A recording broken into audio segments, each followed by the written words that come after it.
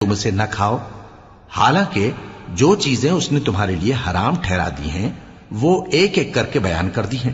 بے شک ان کو نہیں کھانا چاہیے مگر اس صورت میں کہ ان کے کھانے کے لیے ناچار ہو جاؤ۔ اور بہت سے لوگ بے سمجھے بوجھے اپنے نفس کی خواہشوں سے لوگوں کو بہکا رہے ہیں۔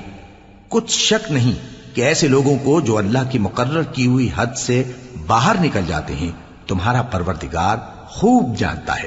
اور ظاہری اور پوشیدہ ہر طرح کا گناہ ترک کر دو۔ جو لوگ گناہ کرتے ہیں وہ عنقریب اپنے کیے کی سزا پائیں گے۔ اور جس چیز پر اللہ کا نام نہ لیا جائے اسے مت کھاؤ کہ اس کا کھانا گناہ ہے۔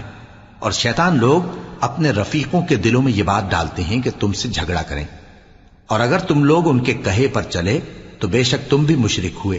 بھلا جو پہلے مردہ تھا پھر ہم نے اس کو زندہ کیا اور اس کے لیے روشنی کر دی جس کے ذریعے سے وہ لوگوں میں چلتا